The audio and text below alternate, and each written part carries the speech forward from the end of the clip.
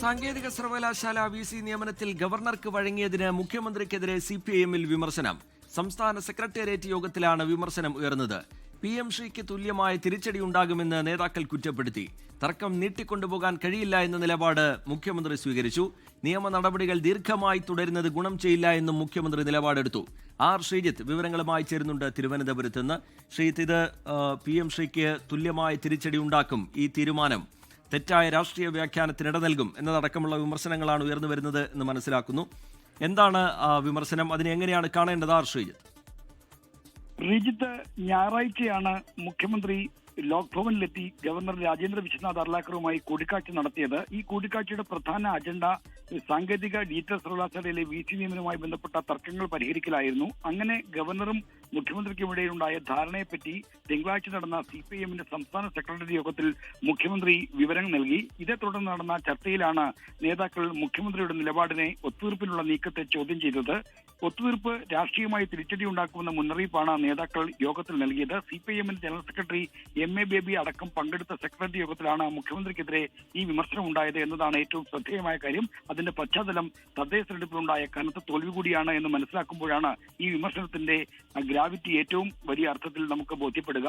VC നിയമനത്തിൽ ഗവർണർക്ക് മുന്നിൽ വഴങ്ങിയ മുഖ്യമന്ത്രിയുടെ തീരുമാനത്തെ നേതാക്കൾ ചോദ്യം ചെയ്യുകയാണ് ഉണ്ടായത്. ഒത്തുതീർപ്പ് രാഷ്ട്രീയമായി തിരിച്ചടി ഉണ്ടാക്കും, PMC വിവാദത്തിൽ തുല്യമായ രാഷ്ട്രീയ പ്രതിസന്ധി ഉണ്ടാക്കും എന്നായിരുന്നു മുന്നറിയിപ്പ്. എന്നാൽ തിരിച്ചടി ഉണ്ടാകില്ലെന്നും തർക്കം ഈ സർവകലാശാലകളിലെ തർക്കം അനിശ്ചിതമായി പോകാൻ കഴിയില്ലെന്നും നിയമവ്യവഹാരങ്ങൾ നീട്ടിക്കൊണ്ടുപോകുന്നത് ഗുണകരമല്ലെന്നും ഉള്ള നിലപാടാണ് മുഖ്യമന്ത്രി ഇതിന് മറുപടിയായി സ്വീകരിച്ചത്.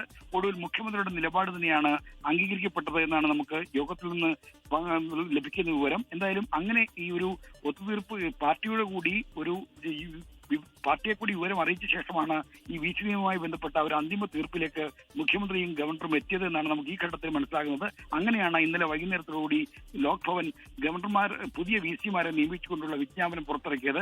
എന്തായാലും തദ്ദേശ തെരഞ്ഞെടുപ്പിന്റെ പശ്ചാത്തലത്തിൽ മുഖ്യമന്ത്രിക്കെതിരെ CPIM-ൽ നിന്ന് ചോദ്യങ്ങൾ ഉയരുന്നു എന്നതാണ് ഈ വിമർശനത്തിന്റെ രാഷ്ട്രീയ പ്രസക്തി.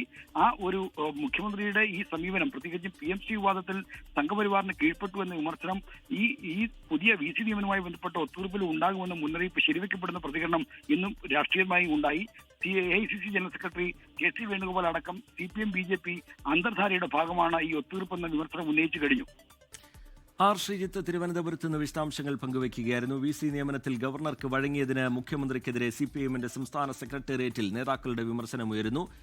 PM ശ്രീക്ക് തുല്യമായ തിരിച്ചടി ഉണ്ടാകും എന്ന് നേതാക്കൾ ചൂണ്ടിക്കാട്ടുന്നു. തർക്കം നീട്ടിക്കൊണ്ടുപോകാൻ കഴിയില്ല എന്ന നിലപാട് യോഗത്തിൽ മുഖ്യമന്ത്രി സ്വീകരിക്കുകയായിരുന്നു. ഈ നിയമ നടപടികൾ ദീർഘമായി തുടരുന്നത് ഗുണം ചെയ്യില്ല എന്നും മുഖ്യമന്ത്രി നിലപാടെടുത്തു. ഒരു രാഷ്ട്രീയ അന്തർധാര ഈ സമവായത്തിന് പിന്നിലുണ്ട് എന്ന വിമർശനം പ്രതിപക്ഷം ശക്തമാക്കുന്നതിനിടയിലാണ് പാർട്ടിക്കകത്തു നിന്നുകൂടി മുഖ്യമന്ത്രിക്ക് നേരെ വിമർശനം ഉയരുന്നത്. R. ശ്രീജിത്ത് തിരുവനന്തപുരത്ത് നിന്ന് വിശദാംശങ്ങൾ പങ്കുവയ്ക്കുകയായിരുന്നു. ഡിജിറ്റൽ സാങ്കേതിക സർവകലാശാല VC നിയമനത്തിലെ ഒത്തുതീർപ്പിന് പിന്നാലെ കേരള സർവകലാശാലയിൽ ഗവർണർക്ക് കീഴടങ്ങിയ സർക്കാർ. സർവകലാശാല രജിസ്ട്രാർ ഡോക്ടർ KS അനിൽകുമാറിനെ മാറ്റി സർക്കാർ ഉത്തരവിറക്കി. നേരത്തെ ഭാരതാംബ വിവാദത്തിൽ സസ്പെൻഡ് ചെയ്ത ഡോക്ടർ KS അനിൽകുമാറിനെ പിന്തുണച്ച് സർക്കാരും ഇടത് സംഘടനകളും രംഗത്തു വന്നു.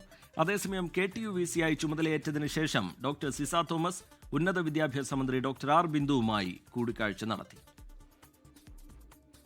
ഡോക്ടർ സിസ തോമസിനെ കേരള സാങ്കേതിക സർവകലാശാലയിൽ VC-ആയി നിയമിച്ചതിനു പിന്നാലെയാണ് കേരള സർവകലാശാലയിലും സർക്കാരിന്റെ കീഴടങ്ങൽ. രജിസ്ട്രാർ ഡോക്ടർ KS അനിൽകുമാറിനെ സ്ഥലം മാറ്റി സർക്കാർ ഉത്തരവിറക്കി. ഇനി രജിസ്ട്രാർ സ്ഥാനത്ത് തുടരാൻ താല്പര്യമില്ലെന്നും തന്നെ മാതൃസ്ഥാപനത്തിലേക്ക് മടങ്ങിപ്പോകാൻ അനുവദിക്കണമെന്നും അനിൽകുമാർ ആവശ്യപ്പെട്ടതായി ഉത്തരവിൽ പറയുന്നു. ഇതുപ്രകാരമാണ് ഡോക്ടർ അനിൽകുമാറിനെ തിരികെ DB കോളേജിലേക്ക് പ്രവേശിപ്പിച്ച് ഉത്തരവായത്. ശാസ്താംകോട്ട DB കോളേജിലെ പ്രിൻസിപ്പളായിരുന്നപ്പോഴാണ് ഡോക്ടർ KS അനിൽകുമാറിനെ ഡെപ്യൂട്ടേഷൻ അടിസ്ഥാനത്തിൽ രജിസ്ട്രാറായി നിയമിച്ചത്. പിന്നീട് പുനർനിയമനവും നൽകി. ഇക്കഴിഞ്ഞ ജൂലൈയിലാണ് കാവിക്കൊടിയേന്തി ഭാരതാംബ വിവാദത്തിന്റെ പേരിൽ ഡോക്ടർ KS അനിൽകുമാറിനെ രജിസ്ട്രാർ സ്ഥാനത്ത് നിന്ന് സസ്പെൻഡ് ചെയ്തത്. പിന്നാലെ വലിയ പ്രതിഷേധങ്ങളും നിയമ പോരാട്ടങ്ങളും നടന്നു. സർക്കാരും ഇടത് സംഘടനകളും അനിൽകുമാറിനൊപ്പം നിന്നപ്പോൾ ചാൻസലർ VC മോഹനൻ കുന്നുമേലിനെ പിന്തുണച്ചു. ഒടുവിൽ നടന്ന സിൻഡിക്കേറ്റ് യോഗത്തിലും തീരുമാനമാകാത്തതിനാൽ അനിൽകുമാർ സസ്പെൻഷനിൽ തുടരുകയായിരുന്നു. വിഷയത്തിൽ പ്രതികരിക്കാൻ ഉന്നത വിദ്യാഭ്യാസ മന്ത്രിയോ ഡോക്ടർ KS അനിൽകുമാറോ ഇടത് സിൻഡിക്കേറ്റ് അംഗങ്ങളോ തയ്യാറായില്ല. 24 തിരുവനന്തപുരം. ശബരിമല സ്വർണ്ണക്കൊള്ള പരാമർശിക്കുന്ന പാരഡി ഗാനത്തിനെതിരെ കേസെടുത്ത് പോലീസ്. ഗാനരചയിതാവും ഗായകനും ഉൾപ്പെടെ 4 പേരാണ് പ്രതികൾ. അയ്യപ്പ ഭക്തിഗാനത്തെയും ശരണമന്ത്രത്തെയും അപമാനിച്ച് മതസ്പർദ്ധയുണ്ടാക്കാൻ ശ്രമിച്ചുവെന്ന് Thiruvananthapuram city cyber police register ചെയ്ത FIR-ൽ പറയുന്നു. തിരുവാഭരണപാത സംരക്ഷണ സമിതി ജനറൽ സെക്രട്ടറി പ്രസാദ് കുഴിക്കാല നൽകിയ പരാതിയിലാണ് 4 പേർക്കെതിരെ കേസ്. ഗാനരചയിതാവ് GP കുഞ്ഞബ്ദുള്ള, ആലപിച്ച ഡാനിഷ് മലപ്പുറം, സുബൈർ പന്തല്ലൂർ, CMS മീഡിയ എന്നിവർക്കെതിരെയാണ് FIR. അയ്യപ്പ ഭക്തിഗാനത്തെയും ശരണമന്ത്രത്തെയും അപമാനിച്ചുവെന്നും മതവികാരം വ്രണപ്പെടുത്തി സമൂഹത്തെ ഇളക്കിവിട്ടുവെന്നുമാണ് FIR-ൽ പരാമർശം. കേസിനെ നിയമപരമായി നേരിടുമെന്നും മതവികാരം വ്രണപ്പെട്ടെങ്കിൽ ഖേദം പ്രകടിപ്പിക്കുന്നുവെന്നും പാട്ടെഴുതിയ GP കുഞ്ഞബ്ദുള്ള. VD സതീശൻ വിളിച്ചിരുന്നു, ഇങ്ങനെ കേസ് വരുമെന്ന് പറഞ്ഞ്, അത് ഞങ്ങൾ നോക്കിക്കൊള്ളാമെന്നും പറഞ്ഞു. നിയമപരമായിട്ടുള്ള നടപടിയായിട്ട് മുന്നോട്ട് പോകാൻ കഴിയും. ഇതിൽ ഏതെങ്കിലും ഒരു മതവികാരം വ്രണപ്പെട്ടു എന്ന് പറഞ്ഞിട്ടുണ്ട്, അതിന് ഖേദം പ്രകടിപ്പിക്കുന്നതിൽ യാതൊരു പ്രയാസവും ഇല്ല. കേസെടുത്തത് കേരളത്തിന് നാണക്കേടുണ്ടാക്കുന്ന നടപടിയെന്ന് PC വിഷ്ണുനാഥ് MLA. ഗവൺമെന്റിന്റെ ഈ തീരുമാനം, ഈ പാട്ടിനെതിരെ, ഇതിന്റെ അണിയറ പ്രവർത്തകർക്കെതിരെ കേസെടുക്കാനുള്ള തീരുമാനം മലയാളികൾക്കാകെ നാണക്കേടുണ്ടാക്കുന്നതാണ്. പാരഡി ഗാനത്തിനെതിരെ തെരഞ്ഞെടുപ്പ് കമ്മീഷന് പരാതി നൽകുമെന്നായിരുന്നു CPIM പത്തനംതിട്ട ജില്ലാ സെക്രട്ടറി രാജു എബ്രഹാമിന്റെ പ്രതികരണം. 24 തിരുവനന്തപുരം. ശബരിമല സ്വർണ്ണക്കൊള്ള പരാമർശിക്കുന്ന ഗാനത്തിനെതിരെ തെരഞ്ഞെടുപ്പ് കമ്മീഷനെ സമീപിക്കാൻ CPIM. തെരഞ്ഞെടുപ്പ് പ്രചാരണത്തിന് മതചിഹ്നങ്ങൾ ഉപയോഗിക്കുന്നത് ചട്ടലംഘനമെന്ന് CPIM പത്തനംതിട്ട ജില്ലാ സെക്രട്ടറി രാജു എബ്രഹാം പറഞ്ഞു. കോൺഗ്രസും മുസ്ലിം ലീഗും വർഗീയ ധ്രുവീകരണത്തിന് ശ്രമിച്ചുവെന്നും ആരോപണം. പെരുമാറ്റ ചട്ടത്തിന്റെ കടുത്ത ലംഘനമാണ്. ഒരു കാരണവശാലും മതസ്ഥാപനങ്ങൾ, ദൈവങ്ങൾ, മതപരമായ ചടങ്ങുകൾ തുടങ്ങിയവയൊന്നും തെരഞ്ഞെടുപ്പ് പ്രവർത്തനത്തിന് ഉപയോഗിക്കാൻ പാടില്ല എന്നുള്ളതാണ് തെരഞ്ഞെടുപ്പ് കമ്മീഷന്റെ കർശനമായ നിലപാട്. വളരെ വ്യാപകമായി തെരഞ്ഞെടുപ്പ് സമയത്ത് തന്നെ ഈ പാരഡി ഗാനം വ്യാപകമായി ഉപയോഗിച്ചു. ഒരു വർഗീയ ചിന്താഗതിയിലേക്കും ധ്രുവീകരണത്തിലേക്കും കേരളത്തെ കൊണ്ടുപോകാൻ ഇങ്ങനെയുള്ള ശ്രമങ്ങൾ ഇടവരുത്തുന്നുണ്ടോ എന്നുള്ളത് വളരെ അപകടകരമായ സ്ഥിതിവിശേഷം നമ്മുടെ നാട്ടിലുണ്ടാക്കും. ശബരിമല സ്വർണ്ണക്കൊള്ളയിൽ വീണ്ടും അറസ്റ്റ്. മുൻ അഡ്മിനിസ്ട്രേറ്റീവ് ഓഫീസർ S. ശ്രീകുമാറിനെയാണ് പ്രത്യേക അന്വേഷണ സംഘം അറസ്റ്റ് ചെയ്തത്. S. ശ്രീകുമാറിനെ 14 ദിവസത്തേക്ക് റിമാൻഡ് ചെയ്തു. ഇതിനിടെ ശബരിമല സ്വർണ്ണക്കൊള്ളയിൽ അന്വേഷണ രേഖകൾ ആവശ്യപ്പെട്ട ED ഹർജിയിൽ കൊല്ലം വിജിലൻസ് കോടതി മറ്റന്നാൾ വിധി പറയും. ചെറിയൊരു ഇടവേളയ്ക്ക് ശേഷമാണ് ശബരിമല സ്വർണ്ണക്കൊള്ളയിലെ അറസ്റ്റ്. മുൻ Devaswom administrative officer S. ശ്രീകുമാറിനെ SIT ഓഫീസിലേക്ക് വിളിച്ചുവരുത്തിയായിരുന്നു അറസ്റ്റ് നടപടി. S. ശ്രീകുമാറിന്റെ ജാമ്യാപേക്ഷ ഹൈക്കോടതി തള്ളിയതിനെ തുടർന്നാണ് നടപടി. 2019 ശബരിമലയിൽ നിന്ന് സ്വർണ്ണപ്പാളി പുറത്തേക്ക് കൊണ്ടുപോകുമ്പോഴും തിരികെ കൊണ്ടുവരുമ്പോഴും ശ്രീകുമാറായിരുന്നു അഡ്മിനിസ്ട്രേറ്റീവ് ഓഫീസർ. ക്രമക്കേടിൽ ശ്രീകുമാറിനും പങ്കുണ്ടെന്നാണ് SITയുടെ നിഗമനം. എന്നാൽ മേലുദ്യോഗസ്ഥരുടെ നിർദ്ദേശമനുസരിച്ച് ഫയൽ നീക്കുക മാത്രമാണ് ചെയ്തതെന്നായിരുന്നു ശ്രീകുമാറിന്റെ വാദം. S. ശ്രീകുമാറിനെ 14 ദിവസത്തേക്ക് റിമാൻഡ് ചെയ്തു. കേസിൽ നിലവിലെ പ്രതികളിൽ മുൻ ദേവസ്വം സെക്രട്ടറി S. ജയശ്രീയെ മാത്രമാണ് ഇനി അറസ്റ്റ് ചെയ്യാനുള്ളത്. ഹൈക്കോടതി തള്ളിയതിനെ തുടർന്ന് മുൻകൂർ ജാമ്യം തേടി ജയശ്രീ സുപ്രീം കോടതിയെ സമീപിച്ചിരിക്കുകയാണ്. അതേസമയം സ്വർണ്ണക്കൊള്ളയിൽ FIR-ഉം അന്വേഷണ രേഖകളും ആവശ്യപ്പെട്ട ED നൽകിയ ഹർജിയിൽ കൊല്ലം വിജിലൻസ് കോടതി മറ്റന്നാൾ വിധി പറയും. 24 തിരുവനന്തപുരം. ബാർക്ക് റേറ്റിംഗ് തട്ടിപ്പുമായി ബന്ധപ്പെട്ട 24 വാർത്തയിൽ കേന്ദ്ര സർക്കാരിന്റെ നിർണായക ഇടപെടൽ. സംസ്ഥാന പോലീസ് മേധാവിയിൽ നിന്ന് കേന്ദ്ര വാർത്താവിതരണ പ്രക്ഷേപണ മന്ത്രാലയം റിപ്പോർട്ട് തേടി. ലോക്സഭയിൽ K. സുധാകരൻ, ഡീൻ കുര്യാക്കോസ് എന്നിവരുടെ ചോദ്യങ്ങൾക്കാണ് കേന്ദ്ര വാർത്താവിതരണ പ്രക്ഷേപണ സഹമന്ത്രി ഡോക്ടർ L. മുരുകന്റെ മറുപടി. കോടികൾ വാങ്ങി ബാർക്ക് റേറ്റിംഗ് അട്ടിമറിക്കുന്ന സംഘത്തെക്കുറിച്ച് അന്വേഷണം വേണമെന്ന് K. സുധാകരൻ MP 24-നോട് പറഞ്ഞു. ബാർക്ക് റേറ്റിംഗിൽ അട്ടിമറി നടത്താൻ കേരളത്തിലെ ഒരു ചാനലുടമയും ബാർക്ക് ജീവനക്കാരനും തമ്മിൽ നടത്തിയ ഇടപാട് പുറത്തുകൊണ്ടുവന്ന 24-ന്റെ ഓപ്പറേഷൻ സത്യയിലാണ് കേന്ദ്ര സർക്കാരിന്റെ നിർണായക ഇടപെടൽ. സംസ്ഥാന പോലീസ് മേധാവിയിൽ നിന്നും കേന്ദ്ര വാർത്താവിതരണ പ്രക്ഷേപണ മന്ത്രാലയം റിപ്പോർട്ട് തേടി. FIR-ൽ സ്വീകരിച്ച നടപടികളുടെ വിശദാംശങ്ങൾ ഉൾപ്പെടെ അറിയിക്കാനാണ് നിർദ്ദേശം. MP-മാരായ K. സുധാകരൻ, ഡീൻ കുര്യാക്കോസ് എന്നിവരുടെ ചോദ്യങ്ങൾക്ക് കേന്ദ്ര വാർത്താവിതരണ പ്രക്ഷേപണ സഹമന്ത്രി ഡോക്ടർ L. മുരുകൻ രേഖാമൂലം നൽകിയ മറുപടിയിലാണ് ഇക്കാര്യം വ്യക്തമാക്കുന്നത്. ചാനൽ ഉടമയുടെ അക്കൗണ്ടിൽ നിന്നും ബാർക്ക് ഉദ്യോഗസ്ഥന്റെ വാലറ്റിലെത്തിയ കോടികൾ എവിടെ നിന്നാണെന്ന് കണ്ടെത്തണമെന്ന് K. സുധാകരൻ MP. ഇങ്ങനെ പണം വന്ന് കുമിഞ്ഞു കൂടുമ്പോൾ അത് അന്വേഷിക്കേണ്ട ഉത്തരവാദിത്തം ഡിപ്പാർട്ട്മെന്റിനില്ലേ? അതേ ഞങ്ങൾ ആവശ്യപ്പെട്ടിട്ടുള്ളൂ. അത് അന്വേഷിക്കണം. ആ പണം നേരെ ചൊവ്വേ വന്ന പണമല്ല, അതൊരു അഴിമതി പണമാണ്. റേറ്റിംഗ് തട്ടിപ്പ് സംബന്ധിച്ച് 24 വാർത്ത ശ്രദ്ധയിൽപ്പെട്ടതായി കേന്ദ്ര വാർത്താവിതരണ പ്രക്ഷേപണ മന്ത്രാലയം അറിയിച്ചു. സംവിധാനത്തിന്റെ വിശ്വാസ്യതയും സമഗ്രതയും ഉറപ്പാക്കുന്നതിനായി സാഹചര്യങ്ങൾ സൂക്ഷ്മമായി നിരീക്ഷിക്കുന്നുവെന്നും കേന്ദ്ര സർക്കാർ ലോക്സഭയെ അറിയിച്ചു. 24 ഡൽഹി. ദേശീയ തൊഴിലുറപ്പ് പദ്ധതിക്ക് പകരമായി കേന്ദ്ര സർക്കാർ കൊണ്ടുവരുന്ന VBG റാംജി ബില്ലിൽ ലോക്സഭയിൽ ഇന്നത്തെ ചർച്ച 12 മണി വരെ നീട്ടി. ചർച്ചയ്ക്ക് തുടക്കമിട്ട കേന്ദ്ര കൃഷിമന്ത്രി ശിവരാജ് സിംഗ് ചൌഹാൻ ഗാന്ധിജിയുടെ സ്വപ്നം സാക്ഷാത്കരിക്കാനുള്ള പദ്ധതിയെന്നാണ് ബില്ലിനെ വിശേഷിപ്പിച്ചത്. ബില്ലിന്മേൽ നാളെ സഭയിൽ വോട്ടെടുപ്പുണ്ടായേക്കും. ഇന്നലെ അവതരിപ്പിച്ച ആണവോർജ്ജ ബിൽ ലോക്സഭ പാസാക്കി. പ്രതിപക്ഷം സഭയിൽ നിന്ന് ഇറങ്ങിപ്പോയി. കൊച്ചിയിൽ നടിയെ ആക്രമിച്ച കേസിൽ അതിജീവിതയുടെ പരാതിയിൽ 2ാം പ്രതി മാർട്ടിനെതിരെ കേസെടുക്കാൻ പോലീസ്. അതിജീവിതയുടെ പേര് വെളിപ്പെടുത്തിയും അധിക്ഷേപിച്ചുമുള്ള മാർട്ടിന്റെ വീഡിയോയിലാണ് നടപടി. തനിക്കെതിരെയുള്ള സൈബർ ആക്രമണം അതിജീവിത മുഖ്യമന്ത്രിയുടെ ശ്രദ്ധയിൽപ്പെടുത്തിയിരുന്നു. കേസിൽ പോരാട്ടം തുടരാൻ തീരുമാനിച്ച സാഹചര്യത്തിലാണ് അതിജീവിതയും മുഖ്യമന്ത്രി പിണറായി വിജയനും തമ്മിലുള്ള കൂടിക്കാഴ്ച. ഒപ്പമുണ്ടാകുമെന്നായിരുന്നു മുഖ്യമന്ത്രിയുടെ ഉറപ്പ്. പിന്നാലെയാണ് നടി നൽകിയ സൈബർ അധിക്ഷേപ പരാതിയിൽ പോലീസ് നടപടി. ബുധനാഴ്ചയോടെ എഫ്ഐആർ രജിസ്റ്റർ ചെയ്ത് പ്രതികളുടെ അറസ്റ്റ് നടപടികളിലേക്ക് പോലീസ് കടക്കും. അതിജീവിതയെ അധിക്ഷേപിച്ചവരുടെ സാമൂഹ്യ മാധ്യമ അക്കൗണ്ടുകൾ പോലീസ് പരിശോധിക്കുകയാണ്. തന്റെ പേര് വെളിപ്പെടുത്തി തെറ്റായ വിവരങ്ങൾ ഉൾക്കൊള്ളിച്ച ദൃശ്യം മനഃപൂർവ്വം പ്രചരിപ്പിച്ചെന്നാണ് അതിജീവിതയുടെ പരാതി. നടിയെ ആക്രമിച്ച കേസിൽ വിധി വന്നതിന് പിന്നാലെയാണ് ഈ വീഡിയോ വ്യാപകമായി പ്രചരിക്കുന്നത്. കേസിന്റെ വിചാരണ കാലയളവിൽ മാർട്ടിൻ ജാമ്യത്തിലിറങ്ങിയപ്പോഴാണ് വീഡിയോ ചിത്രീകരിച്ചത്. വിചാരണ കോടതി തള്ളിയ വാദങ്ങളാണ് ഈ വീഡിയോയുടെ ഉള്ളടക്കം. കേസിൽ മാർട്ടിൻ കുറ്റക്കാരനാണെന്ന് കണ്ടെത്തി കോടതി 20 വർഷ കഠിന തടവ് ശിക്ഷിച്ചിരുന്നു. 24 തിരുവനന്തപുരം. തപാൽ വകുപ്പിന്റെ തിരുവനന്തപുരം മേഖലാ ആസ്ഥാനത്തെ ക്രിസ്മസ് ആഘോഷത്തിൽ ഗണഗീതം ആലപിക്കണമെന്ന വിചിത്ര ആവശ്യവുമായി BMS. ഇത് വിവാദമായതോടെ നാളെ നടത്താനിരുന്ന ആഘോഷം തന്നെ തപാൽ വകുപ്പ് വേണ്ടെന്ന് വെച്ചു. ക്രിസ്മസ് ആഘോഷത്തിൽ കരോൾ ഗാനത്തിനൊപ്പം ഗണഗീതവും ആലപിക്കണമെന്നാണ് BMSന്റെ ആവശ്യം. Bharatiya postal administrative officers employees യൂണിയനാണ് ഈ ആവശ്യം ഉന്നയിച്ച് കത്ത് നൽകിയത്. Director of postal service Kerala സർക്കിളിനാണ് കത്ത് നൽകിയത്.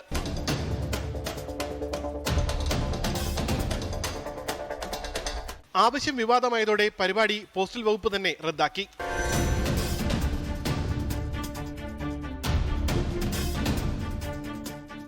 BMS യൂണിയനിലെ വനിതാ ജീവനക്കാരിയെ കരോൾ ഗാന സംഘത്തിൽ നിന്ന് ഒഴിവാക്കിയതിനാലാണ് ഗണഗീതാവശ്യം മുന്നോട്ട് വെച്ചതെന്നാണ് BMSന്റെ വിശദീകരണം. ദേശഭക്തി ഗാനം പാടുന്നതിൽ എന്തെങ്കിലും തെറ്റുണ്ട് എന്ന് ഞങ്ങൾക്ക് തോന്നുന്നില്ലല്ലേ. അല്ലാതെ ഇതൊരു RSSന്റെ ഗണഗീതമാണ് എന്നുള്ള ഒരു ഉദ്ദേശത്തിൽ അതിൽ ഇൻക്ലൂഡ് ചെയ്തതോ അങ്ങനെ ഒരു രാഷ്ട്രീയ ചിന്തയോടും ചെയ്തതല്ല. ഇത് ഞങ്ങളുടെ ജീവനക്കാരിക്ക് ഒരു വിഷമം ഉണ്ടായി. അവരെ ക്രിസ്ത്യൻ മതവിഭാഗത്തിൽപ്പെട്ട ഒരാളായിരുന്നിട്ട് കൂടി ഇവർ ഞങ്ങൾ BMSൽ അവർ ചേർന്നു എന്ന് പറഞ്ഞ് അവരെ ഒഴിവാക്കിയപ്പോൾ അവർക്ക് അതൊരു മാനസിക പ്രയാസം ഉണ്ടാകുകയും അതിനെ ഞങ്ങൾ അഡ്രസ് ചെയ്യുകയും ചെയ്തു. BMS ആവശ്യത്തിൽ എതിർപ്പുമായി ഇടത് കോൺഗ്രസ് അനുകൂല സംഘടനകൾ രംഗത്തെത്തി. ഗണഗീതം ശാഖയിൽ പാടിയാൽ മതിയെന്നും നീക്കം യുവജനങ്ങളെ അണിനിരത്തി പ്രതിരോധിക്കുമെന്നും DYFI അറിയിച്ചു. 24 തിരുവനന്തപുരം. നിയമസഭാ തെരഞ്ഞെടുപ്പിനൊരുങ്ങാൻ മന്ത്രിമാർക്ക് മുഖ്യമന്ത്രി പിണറായി വിജയന്റെ നിർദ്ദേശം. തെരഞ്ഞെടുപ്പിന് മുമ്പ് വകുപ്പുകൾക്ക് കീഴിൽ നടക്കുന്ന വികസന പദ്ധതികൾ പൂർത്തിയാക്കണമെന്നാണ് മുഖ്യമന്ത്രി മന്ത്രിസഭാ യോഗത്തിൽ നൽകിയ നിർദ്ദേശം. ജില്ലകളിലെ വികസന പദ്ധതികൾ പൂർത്തീകരിക്കാൻ മന്ത്രിമാർ പ്രത്യേക ഇടപെടൽ നടത്തണമെന്നും മുഖ്യമന്ത്രി ആവശ്യപ്പെട്ടു. തദ്ദേശ തെരഞ്ഞെടുപ്പിലെ തിരിച്ചടിയുടെ പശ്ചാത്തലത്തിലാണ് നിയമസഭാ തെരഞ്ഞെടുപ്പ് ലക്ഷ്യമിട്ടുള്ള പ്രവർത്തനങ്ങൾ ഇപ്പോൾ തന്നെ തുടങ്ങാൻ മുഖ്യമന്ത്രി നിർദ്ദേശം നൽകിയത്. നിയമസഭാ തെരഞ്ഞെടുപ്പ് നേരത്തെ പ്രഖ്യാപിക്കാൻ സാധ്യതയുണ്ടെന്ന കണക്കൂട്ടലാണ് വകുപ്പുകൾക്ക് കീഴിലുള്ള വികസന പദ്ധതികൾ 2 മാസത്തിനകം പൂർത്തിയാക്കണമെന്ന് നിർദ്ദേശിച്ചത്. പദ്ധതികൾ സമയബന്ധിതമായി പൂർത്തിയാക്കാൻ മന്ത്രിമാർ നേരിട്ട് മേൽനോട്ടം നടത്തണമെന്നാണ് മുഖ്യമന്ത്രി മന്ത്രിസഭാ യോഗത്തിൽ വെച്ച് നൽകിയിരിക്കുന്ന നിർദ്ദേശം. ജില്ലകളുടെ ചുമതലയുള്ള മന്ത്രിമാർ അവരവരുടെ ജില്ലകളിലെ വികസന പദ്ധതികളും ഫെബ്രുവരിക്കകം പൂർത്തിയാക്കാൻ പ്രത്യേക ഇടപെടൽ നടത്തണമെന്നും ആവശ്യപ്പെട്ടിട്ടുണ്ട്. നിയമസഭാ തെരഞ്ഞെടുപ്പിന് മുമ്പ് ഉദ്ഘാടനം ചെയ്യുന്നതിനും വികസന നേട്ടമായി അവതരിപ്പിക്കുന്നതിനും വേണ്ടിയാണ് ഈ തയ്യാറെടുപ്പുകൾ. ഔഷധി ജീവനക്കാരുടെ പെൻഷൻ പ്രായം 58 വയസ്സിൽ നിന്ന് 60 വയസ്സായി ഉയർത്താൻ മന്ത്രിസഭ തീരുമാനിച്ചു. തലശ്ശേരിയിലെ മലബാർ ക്യാൻസർ സെന്റർ ജീവനക്കാർക്ക് പെൻഷൻ പദ്ധതിയും തീരുമാനിച്ചിട്ടുണ്ട്. LICയുമായി സഹകരിച്ചാണ് പദ്ധതി നടപ്പിലാക്കുക. IMG ഡയറക്ടറായിരുന്ന K ജയകുമാറിനെ ദേവസ്വം ബോർഡ് പ്രസിഡന്റായി നിയമിച്ചതിനെതിരെ B അശോക് ഹർജി നൽകിയ വിഷയം മന്ത്രിസഭാ യോഗത്തിൽ പരാമർശിക്കപ്പെട്ടു. എന്നാൽ ഇക്കാര്യത്തിൽ നടപടിയോ തീരുമാനങ്ങളോ ഇല്ല. 24 തിരുവനന്തപുരം. കേരള കോൺഗ്രസ് UDFൽ വന്നാൽ പാലാ സീറ്റ് വിട്ടുകൊടുക്കില്ലെന്ന് Mani C Kappan MLA. Pala seat ആരുടെയും ജന്മാവകാശമല്ല. കേരള കോൺഗ്രസ് മുന്നണിയിൽ വരുന്നതിനെ സ്വാഗതം ചെയ്യുന്നതായും മാണി സി കാപ്പൻ പറഞ്ഞു. UDF എടുക്കുന്ന ഏത് തീരുമാനത്തോടും യോജിച്ച് പ്രവർത്തിക്കും. ഒരു തർക്കവും ആ കാര്യത്തിലില്ല. എന്ന് വെച്ചാൽ പാലാ സീറ്റ് വിട്ടുകൊടുത്തിട്ടുള്ള ഒരു കളിക്കുമില്ല. അതാരുടെയും ജന്മാവകാശമല്ലോ. ഞാൻ 15,378 വോട്ടിൽ ജയിച്ച ഒരു സ്ഥലത്ത് നിന്ന് ചേട്ടൻ പൊക്കോ നാളെ വിളിഞ്ഞ് പോരണ്ടെന്ന് പറഞ്ഞാൽ നടക്കുന്ന കാര്യമല്ലല്ലോ. ജോസ് കെ മാണിക്കും പാർട്ടിക്കും സ്വാഗതം. വേറെ ഏത് പാർട്ടികൾക്കും സ്വാഗതം. പാലാ സീറ്റിനെ കുറിച്ച് ചിന്തിക്കേണ്ട. LDFൽ തങ്ങൾ ഹാപ്പിയാണെന്നും മുന്നണി മാറ്റമില്ല എന്നുമാണ് ജോസ് കെ മാണിയുടെ പ്രതികരണം. പലരും സ്വാഗതം ചെയ്തിട്ടുണ്ട്. നമ്മൾ വ്യക്തമായിട്ട് ഉള്ള നിലപാടുകൾ പറഞ്ഞു. അതിൽ സന്തോഷം. നമ്മുടെ നിലപാട് കൃത്യമായിട്ട് പറഞ്ഞു. നമ്മൾ എടുത്ത നിലപാടും 5-6 വർഷക്കാലം മുമ്പ് എടുത്ത നിലപാടും നമുക്കറിയാം അന്നത്തെ സാഹചര്യവും ഇപ്പോൾ നമ്മൾ ഇടതുപക്ഷത്തിനോടൊപ്പമാണ്. ഞങ്ങളതിൽ ഹാപ്പിയാണ്. അതുകൊണ്ട് തന്നെ അവിടെ ഉറച്ചാണ് നിൽക്കുന്നത്. ഏതെങ്കിലും കേട്ടക്കുറവുകളോ ഉയർച്ചയോ പരാജയം വരുമ്പോൾ പെട്ടെന്ന് മാറുന്നതല്ലല്ലോ രാഷ്ട്രീയം. തദ്ദേശ തെരഞ്ഞെടുപ്പ് വോട്ടെണ്ണൽ ദിവസം 24 സംഘടിപ്പിച്ച ഓൺലൈൻ പ്രവചന മത്സരത്തിലെ വിജയികളെ പ്രഖ്യാപിച്ചു. ശരിയുത്തരം അയച്ച 12,000-ലധികം പേരിൽ നിന്ന് സമ്മാനാർഹരായ 10 പേരെ 24 chief editor R Sreekandan Nair പ്രഖ്യാപിച്ചു. ഓക്സിയൻ ദ ഡിജിറ്റൽ എക്സ്പെർട്ട് നൽകുന്ന സാംസങ് സ്മാർട്ട് ഫോണുകളാണ് സമ്മാനമായി ലഭിക്കുക. അല്ലെങ്കിലും നിങ്ങൾ 24 കണ്ടാൽ വിജയിക്കുമെന്നാണ് വിജയ് നമ്മൾ പറയുന്നത്. തെരഞ്ഞെടുപ്പ് ഫലം കൃത്യമായി പ്രവചിക്കുന്ന 100 പേർക്ക് അല്ല, 50 പേർക്ക് അല്ല, 10 പേർക്ക് 10 പേർക്ക് സമ്മാനം നൽകുന്നു. തദ്ദേശ തെരഞ്ഞെടുപ്പ് വോട്ടെണ്ണൽ ദിവസം 24-നൊപ്പമുണ്ടായിരുന്ന ലക്ഷക്കണക്കിന് പ്രേക്ഷകർക്കായി പ്രഖ്യാപിച്ച പ്രവചന മത്സരത്തിൽ 10,000-കണക്കിന് പേരാണ് പങ്കെടുത്തത്. കോർപ്പറേഷൻ, മുനിസിപ്പാലിറ്റി, ജില്ലാ പഞ്ചായത്ത് എന്നീ 3 വിഭാഗങ്ങളായി പരിഗണിച്ചാണ് മത്സരം നടത്തിയത്. കോർപ്പറേഷനിലെ ഫലം കൃത്യമായി പ്രവചിച്ച 1639 പേരിൽ 4 പേർ സമ്മാനത്തിന് അർഹരായി. കോട്ടയം സ്വദേശിയായ ടി ആദർശാണ് ആദ്യത്തെ വിജയി. വോട്ടെണ്ണൽ ആരംഭിക്കുന്നതിന് 20 മിനിറ്റ് മുമ്പ് രാവിലെ 7:40 തന്നെ ആദർശ് ഫലം പ്രവചിച്ചു.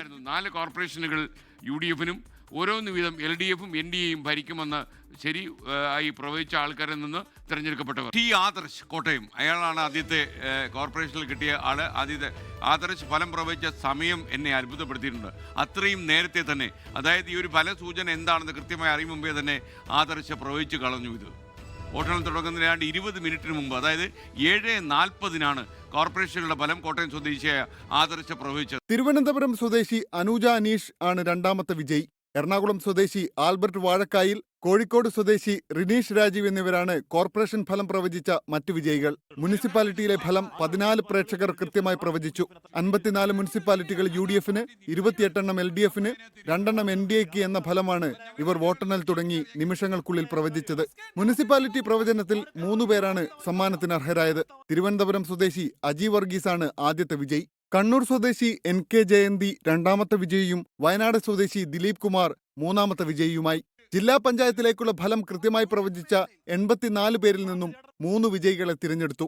ഇടുക്കി സ്വദേശിയായ നിഖിൽ ബേബി, മലപ്പുറം സ്വദേശി നിഷിത, കാസർഗോഡ് സ്വദേശി PS പ്രിയ എന്നിവരാണ് ജില്ലാ പഞ്ചായത്ത് ഫലം പ്രവചിച്ച വിജയികൾ. ഓക്സിജൻ ദി ഡിജിറ്റൽ എക്സ്പെർട്ട് നൽകുന്ന സാംസങ് സ്മാർട്ട് ഫോണുകളാണ് വിജയികൾക്ക് സമ്മാനമായി ലഭിക്കുക. News desk 24. വയനാട് പച്ചിലക്കാട് പനമരം മേഖലയിൽ ഇറങ്ങിയ കടുവ കാടുകയറി. പാതിരി വനമേഖലയിലേക്ക് കടുവ കയറിപ്പോയതിന്റെ കാൽപ്പാടുകൾ വനംവകുപ്പ് കണ്ടെത്തി. പ്രദേശത്ത് നിരീക്ഷണം തുടരാനാണ് വനംവകുപ്പിന്റെ തീരുമാനം. ഇന്ന് 3-ാം നാൾ കടുവ കാടുകയറി. Assistant forest veterinary officer doctor Ajesh മോഹൻദാസിന്റെ നേതൃത്വത്തിലുള്ള സംഘം കടുവയെ തേടി മേച്ചേരി മേഖലയിൽ ഇറങ്ങി. മേച്ചേരി പുളിക്കൽ റോഡിൽ കടുവയുടെ കാൽപ്പാടുകൾ ലഭിച്ചതിൽ നിന്നായിരുന്നു അന്വേഷണം. തുടർന്ന് വയൽ വഴി പുഴയുടെ സമീപം വരെ എത്തി. പിന്നീട് തോട്ടങ്ങൾ കേന്ദ്രീകരിച്ച് നടത്തിയ തെരച്ചിലിലാണ് കടുവ കാടുകയറിയതായി വ്യക്തമായത്. നമ്മൾ ഡിസ്റ്റർബൻസ് ക്രിയേറ്റ് ചെയ്തുകൊണ്ട് തന്നെ ഇത് തിരിച്ച് കാട്ടിലേക്ക് കയറി എന്നുള്ളത് തന്നെയാണ് നമുക്ക് ഇപ്പോൾ കിട്ടുന്ന സ്ഥിരീകരണം. ഇത് പാതിരി വനമേഖലയിലേക്ക് തിരിച്ച് കയറിയിട്ടുണ്ട്. അവിടെ തുടർ നിരീക്ഷണത്തിനായിട്ട് നമ്മൾ ക്യാമറ ട്രാപ്പുകളും പാട്രോളിങ്ങും ഏർപ്പെടുത്തിയിട്ടുണ്ട്. മാത്രമല്ല നമ്മൾ ഈ പ്രദേശത്തും നമ്മൾ പാട്രോളിംഗ് തുടരുന്നതാണ്. വയനാട് വന്യജീവി സങ്കേതത്തിലെ 5 വയസ്സുള്ള ആൺകടുവയാണ് ജനവാസ മേഖലയിൽ ഇറങ്ങിയത്. ആദ്യം കടുവയെ കണ്ടത് പടിക്കം വയൽ പ്രദേശത്താണ്. ഇന്നലെ പകൽ മുഴുവൻ പുളിക്കലിലെ വയലിന് സമീപമുള്ള പൊന്തക്കാട്ടിൽ മറഞ്ഞിരിക്കുകയായിരുന്നു. രാത്രിയിൽ വനമേഖലയിലേക്ക് തുരത്താൻ ശ്രമിച്ചെങ്കിലും വീണ്ടും ജനവാസ കേന്ദ്രങ്ങളിലേക്ക് നീങ്ങി. ഒടുവിൽ വനത്തിലേക്കും. ടൈഗറുടെ പഗ് മാർക്സിനെ ഫോളോ ചെയ്തിട്ട് നമ്മളിപ്പോൾ അത് പാതിരി റിസർവ് വരെ അതിൻ്റെ പഗ് മാർക്ക് നമുക്ക് ട്രാക്ക് ചെയ്യാൻ പറ്റി. അപ്പോൾ പിന്നെ നമ്മളുടെ ഓൾറെഡി ഉണ്ടായിരുന്ന പഗ് മാർക്ക് ഡേറ്റാണ് വെച്ച് നോക്കുമ്പോൾ അത് ആ കടുവ തന്നെയാണെന്ന് നമുക്ക് ഉറപ്പിച്ചിട്ടുണ്ട്. അപ്പോൾ പിന്നെ ഇതോടെ തന്നെ നിർത്താതെ നമ്മൾ ഇനി തുടർന്ന് നമ്മളിവിടെ നൈറ്റ് പാട്രോളിങ്ങും പിന്നെ ഡ്രോൺ സർവൈലൻസും ചെയ്യും. ഒരു പ്രൊട്ടക്റ്റീവ് മെഷറായിട്ട് ഇന്നും 1-2 ദിവസങ്ങളിലേക്ക് നമ്മളത് മുന്നോട്ട് എടുത്തു പോകും. കടുവ സാന്നിധ്യത്താൽ അതീവ ജാഗ്രതയിലായിരുന്നു ഈ മേഖല. കടുവ ഒഴിഞ്ഞതിന്റെ ആശ്വാസത്തിലാണ് പ്രദേശവാസികൾ. ആശ്വാസമാണ്. അത് ഇവരവിടെ ഒച്ചപ്പാടുണ്ടാക്കിയപ്പോൾ ഞങ്ങളവിടെ അകത്ത് കയറാൻ പറഞ്ഞു. അപ്പം ഞാൻ ആ ജനലിൽ കൂടി നോക്കി. അപ്പം അത് ഇവിടം വരെ വന്നു. ഇവിടെ വന്നപ്പോൾ ഞാൻ അമ്മ പുറത്തുണ്ടായിരുന്നു. അമ്മേനെ ഒച്ചിട്ടപ്പോൾ കയറാൻ പറഞ്ഞു ചോദിച്ചപ്പോൾ അത് ഇങ്ങോട്ട് തന്നെ തിരിഞ്ഞ് അങ്ങോട്ട് തന്നെ പോയി. അത് വന്നിട്ട് അവർ ആദ്യം ഡ്രോൺ വെച്ച് നോക്കി. ഇതിൽ അന്നേരം കണ്ടിട്ടില്ല. അപ്പോൾ കൺഫേം ആയിട്ട് എൻ്റെ ഉള്ളിലേക്ക് കിട്ടാത്തത് കൊണ്ട് എന്താക്കി, രണ്ടാമത് ഇളക്കി. മൊത്തം ഇളക്കിയപ്പോൾ എന്താക്കിയിട്ട് സാധനം അവിടുന്ന് ഇവിടം വരെ വന്ന് ഇവിടുന്ന് ഒച്ചപ്പാട് കേട്ടോ വീണ്ടും അത് ഉള്ളിലായിട്ട് തന്നെ പോയി. കഴിഞ്ഞ 2 നാളായി ഒരു കടുവയ്ക്ക് പിറകെയായിരുന്നു വയനാട്ടിലെ വനം വകുപ്പിന്റെ മുഴുവൻ സംവിധാനവും കടുവ കാടുകയറി. ആശ്വാസം വനം വകുപ്പിന്. അതിനേക്കാൾ ആശ്വാസം ഈ മേഖലയിലെ ജനങ്ങൾക്ക്. മനു ദാമോദരനൊപ്പം സുർജിത് അയ്യപ്പത്ത്, 24 വയനാട്. ത്രിരാഷ്ട്ര സന്ദർശനത്തിന്റെ ഭാഗമായി പ്രധാനമന്ത്രി നരേന്ദ്രമോദി ഒമാനിലെത്തി. ഇന്ത്യ ഒമാൻ നയതന്ത്ര ബന്ധത്തിന്റെ 70ാം വാർഷികത്തിലാണ് മോദിയുടെ സന്ദർശനം.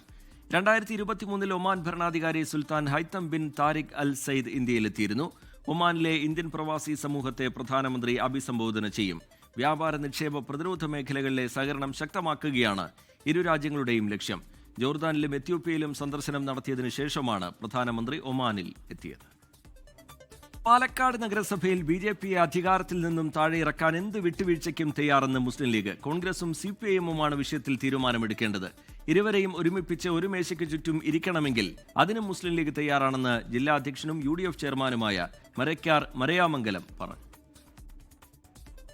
പാലക്കാട് നഗരസഭയിൽ BJPയെ അധികാരത്തിൽ നിന്നും താഴെ ഇറക്കണമെങ്കിൽ LDFും UDFും ചേർന്ന് സ്വതന്ത്രനെ പിന്തുണയ്ക്കണം.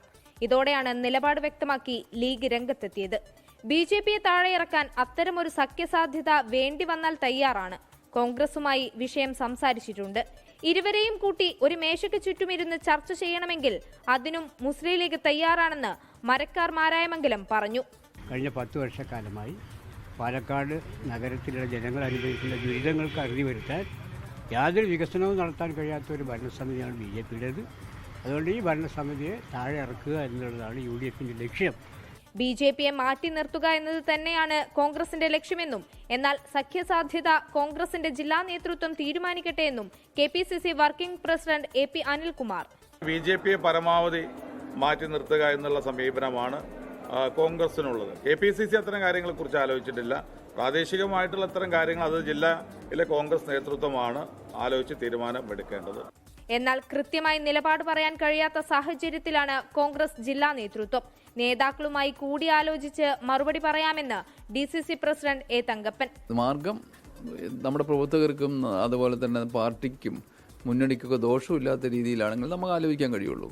അപ്പോൾ അങ്ങനെ അതിനെക്കുറിച്ചിട്ട് ഇപ്പോൾ നമ്മുടെ നേതാക്കന്മാരുമായിട്ട് ആലോചിക്കുന്നേ ഉള്ളൂ, ഇപ്പോൾ ആലോചിച്ചിട്ടില്ല.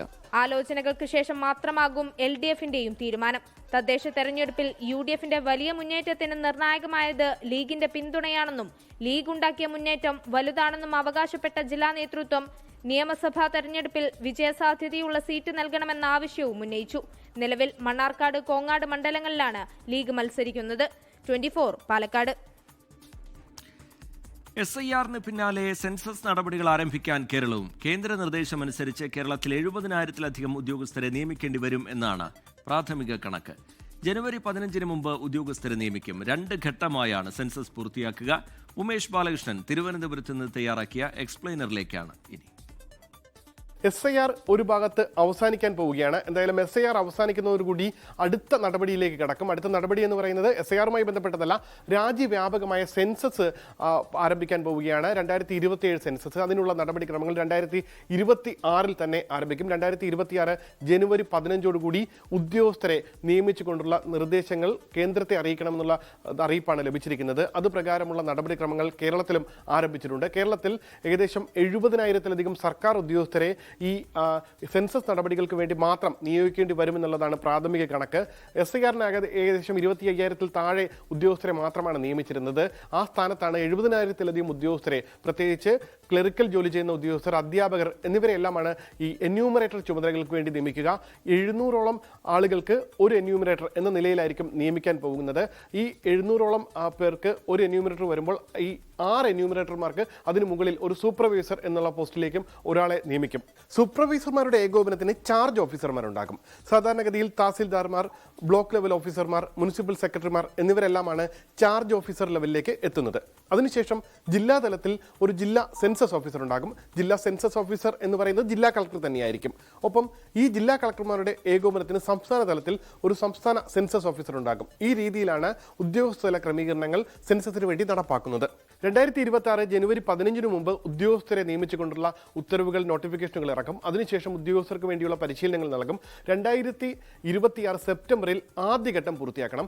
ആദ്യഘട്ടം എന്ന് പറയുന്നത് ഈ വീടുകൾ, ഒപ്പം വീടുകളുടെ ആസ്തി വിവരങ്ങൾ, വ്യക്തികളുടെ ആസ്തി വിവരങ്ങൾ എന്നിവയെല്ലാം രേഖപ്പെടുത്തുക എന്നുള്ളതാണ് ആദ്യഘട്ടം. രണ്ടാം ഘട്ടം ആരംഭിക്കുന്നത് 2027 2027 ഫെബ്രുവരിയിലാണ് ഈ എന്യൂമറേറ്റർമാർ നേരിട്ട് വ്യക്തികളെ കണ്ട് വ്യക്തിവിവരം ശേഖരിക്കുന്നു, വ്യക്തികളുമായി ബന്ധപ്പെട്ടുള്ള മറ്റ് വിവരങ്ങൾ ശേഖരിക്കുന്നു, ഇവയെല്ലാം രേഖപ്പെടുത്തി മുന്നോട്ട് പോകുന്നു. ഇതാണ് രണ്ടാം ഘട്ടം. ഇങ്ങനെ 2 ഘട്ടമായിട്ടാണ് സെൻസസ് പൂർത്തിയാക്കുന്നത്. 2021 സെൻസസ് നടക്കേണ്ടത്. അതായത് 2011 ഇപ്പോൾ സെൻസസ് അവസാനമായി നടന്നത്. അതിനുശേഷം 10 വർഷത്തിന് ശേഷം 2021 സെൻസസ് നടക്കേണ്ടതാണ്. പക്ഷേ 2021 സെൻസസ് നടന്നില്ല. അങ്ങനെയാണ് 2027 എന്തായാലും സെൻസസ് നടത്താൻ കേന്ദ്ര സർക്കാർ തീരുമാനിച്ചിരിക്കുന്നത്. SKN. ലോകത്തെവിടെയായാലും ഏത് സമയത്തും 24 വാർത്തകളും ഓഗ്മെന്റഡ് റിയാലിറ്റി പാക്കേജുകളും എക്സ്പ്ലെയിനറുകളും വിശദമായി കാണാൻ ഞങ്ങളുടെ യൂട്യൂബ് ചാനൽ നിങ്ങൾക്ക് സബ്സ്ക്രൈബ് ചെയ്യാം.